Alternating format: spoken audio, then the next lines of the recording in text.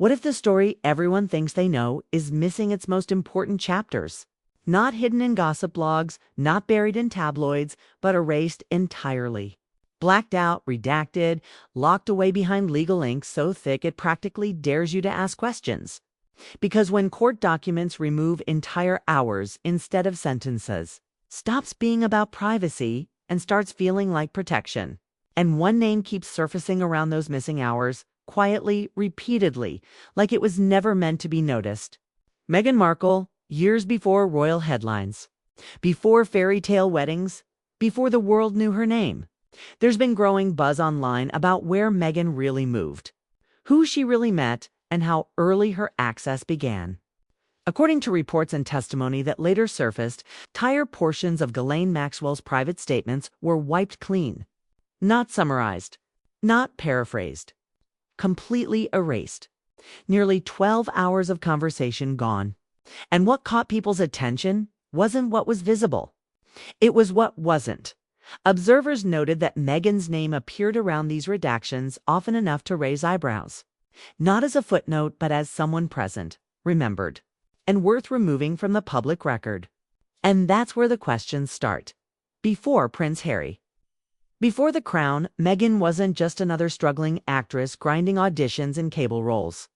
Publicly, that's the story. But behind the scenes, it's been said she was already circulating through invitation only. Social environments where influence mattered more than fame. These weren't Hollywood casting rooms. They were private dinners, closed-door gatherings, and elite social ecosystems where people didn't show up by accident. According to accounts shared by insiders and commentators, access was currency and observation was power. And Meghan, by all appearances, was learning fast. One detail that continues to spark speculation is a rumored nickname that surfaced in discussions surrounding Maxwell's circle, Flower. To be clear, this has never been officially confirmed. And there's no public documentation proving it beyond testimony and secondhand reports. But within elite social circles, code names aren't about whimsy. They're about discretion, recognition without exposure. And those who believe this account say the name wasn't casual. It signaled familiarity, repeat presence, someone who belonged enough to be remembered without needing explanation, whether true or not.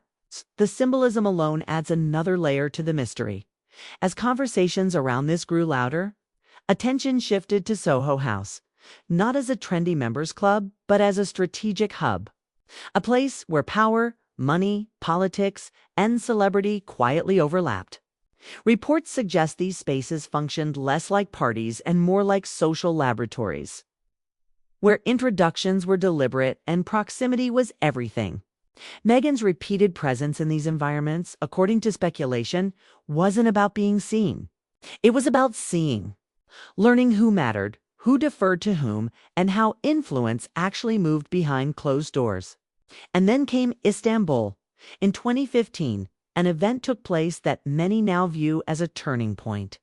Prince Harry was present. Meghan was present. And while the public narrative frames their eventual connection as chance, whispers suggest the setup may have been anything but random. No official account confirms a formal introduction at that moment. But observers argue that by then, Meghan was no stranger to navigating high-level visibility. She didn't dominate rooms. She didn't chase attention. She observed, engaged selectively, left impressions without leaving noise. And sometimes that's exactly what opens doors. After that period, the shift was unmistakable. The pace of Meghan's rise changed dramatically. What had been a slow Hollywood grind suddenly transformed into global visibility. To the public, it looked like luck, timing, chemistry. But those revisiting Maxwell's testimony argue it looked more like preparation meeting opportunity. Years of quiet exposure, curated access, and social intelligence converging at exactly the right moment. And that's when the tension began to surface. According to this interpretation, the real discomfort wasn't about behavior or headlines. It was about knowledge. Meghan wasn't dangerous because of what she did. She was uncomfortable because of what she saw, remembered, and understood. Royal systems rely on compartmentalization, boundaries, unspoken rules. And Meghan's earlier exposure to elite networks may have given her insight into power dynamics. Others preferred remain invisible, not scandal information and in elite circles. Information is everything, which brings everything back to those redacted pages. The black ink wasn't protecting Meghan. It was protecting everyone else: financiers, power brokers, royal-adjacent figures, names whose reputations couldn't survive even in direct association with private gatherings that were never meant to see daylight. The erasures weren't random. They were precise, surgical, entire conversations removed, leaving behind only fragments and repeated references to presence without detail. To some, that absence speaks louder than any accusation ever could. Maxwell's accounts portray Meghan not as a passive attendee, but as someone whose greatest strength was observation. She didn't need to speak loudly. She didn't need to perform. She watched, remembered faces, alliances, tensions, and dynamics. While others networked, she cataloged. While others postured, she learned. In that sense, her real education didn't come from Hollywood or royalty. It came from rooms most people never enter and conversations most people never hear, as Meghan later entered royal life. That early exposure became impossible to ignore. The friction, the resistance, the quiet distancing all make more sense through this lens. She wasn't unpredictable. She was informed. And institutions built on tradition rarely welcome someone who understands their inner workings too well. The drama, when stripped of tabloid noise, becomes less about scandal and more about control. Who knows what? Who remembers what? And who is allowed to exist inside those boundaries? None of this is a verdict. It's a question. A reframing of a story the public thought was finished. Maxwell's testimony doesn't hand us certainty. It hands us context. And context changes everything. Meghan Markle's rise, when viewed through this lens, doesn't look accidental. It looks deliberate, strategic, and carefully navigated long before cameras were rolling. So the real question isn't whether the fairy tale was real. It's whether the fairy tale was ever the point. Because when entire hours are erased from history, when names are hidden behind ink, and when access appears long before fame, it forces one final thought. Was it luck everyone witnessed? Or preparation no one was supposed to see? And once you start viewing the story through that lens, even the smallest details take on new weight. The casual overlaps, the familiar faces showing up again and again in different cities, different contexts, different stages of her life. To some observers, it feels less like coincidence and more like a pattern that only becomes visible in hindsight. A pattern of access, proximity, and timing that suggests Meghan was learning how elite systems function long before she ever stepped inside the royal spotlight. What's especially striking in these discussions is how often people confuse silence with innocence. In reality, silence is usually strategy. The absence of clear confirmation doesn't erase the possibility of behind-the-scenes maneuvering. In fact, in elite circles, the most powerful moves are the ones that never leave a paper trail. And that's why those missing hours in Maxwell statements keep resurfacing in online debates. They represent conversations that can't be disproven, only hidden. And when something is hidden this thoroughly, it raises the obvious question: hidden from whom and why? According to commentators who've dissected these networks for years, Meghan's real skill wasn't charm or ambition. It was adaptability. She understood when to speak, when to stay quiet, and when simply being present was enough. That's a skill you don't pick up overnight, and you don't learn it from acting classes. You learn it by watching powerful people interact when they think no one important is paying attention. By noting who interrupts whom, who defers, who controls the room without ever raising their voice. These are the lessons that shape long-term influence. This is also why some believe Meghan's later clashes weren't about protocol mistakes or personality conflicts. They were about perspective. When someone enters a tightly controlled institution already understanding how power actually works, it creates friction. Not because they break rules, but because they see the rules for what they are. And institutions built on hierarchy don't react well to that kind of awareness, especially when it comes from someone who wasn't supposed to have it. The irony is that the very experiences now fueling speculation were once invisible. Yacht gatherings, private dinners, closed-door conversations. To the outside world, they looked like luxury. According to Maxwell's accounts, they functioned more like training grounds. Places where observation mattered more than participation. And where remembering the wrong detail could be dangerous, but remembering the right one could change everything. If those experiences shaped Meghan, they did so quietly, patiently, and without public applause. As time went on, the gap between the public narrative and the behind-the-scenes reality grew wider. Headlines focused on romance and spectacle. Meanwhile, the real story may have been unfolding underneath, layered with unspoken histories and shared memories that never made it to print. And that's the part many people struggle to sit with. If this version of events holds even partially true, then the discomfort surrounding Meghan was never about breaking tradition or refusing protocol. It was about unpredictability.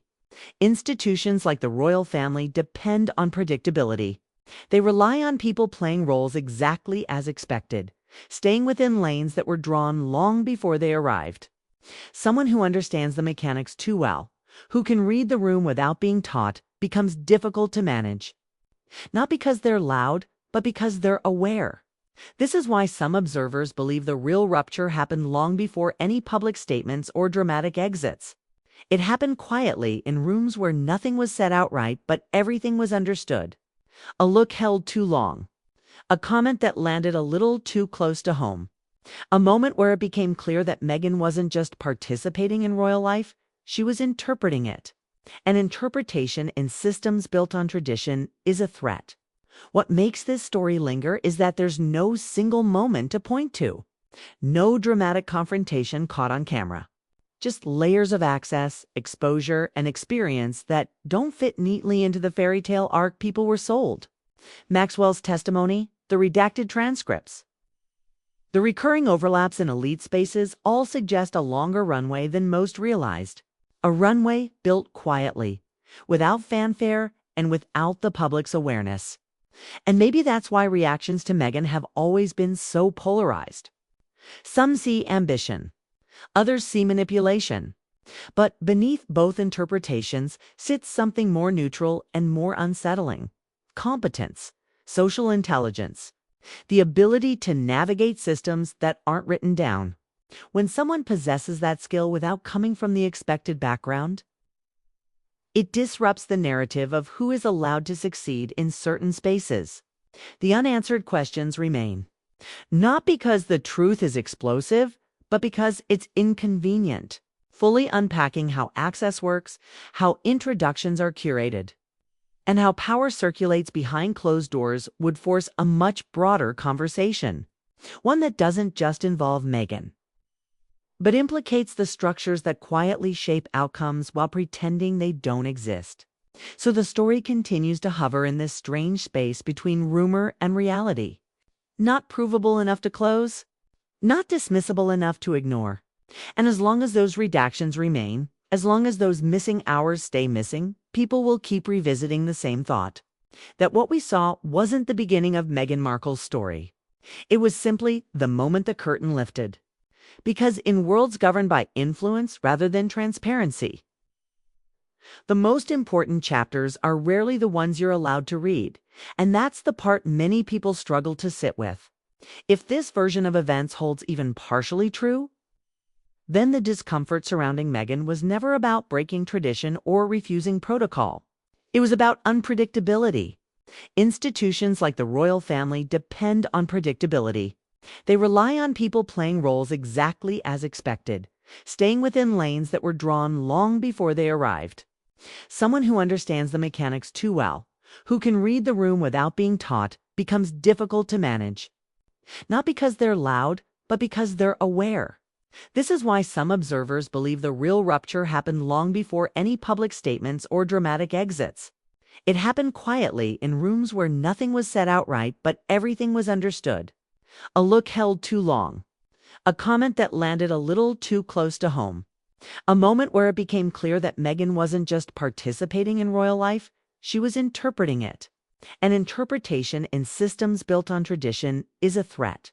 What makes this story linger is that there's no single moment to point to. No dramatic confrontation caught on camera.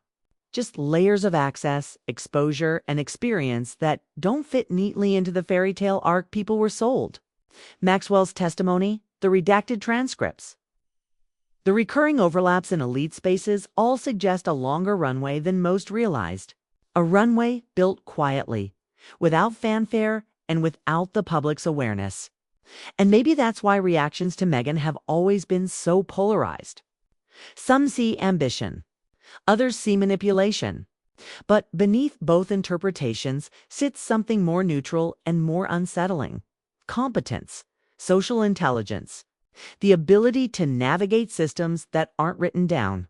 When someone possesses that skill without coming from the expected background, it disrupts the narrative of who is allowed to succeed in certain spaces.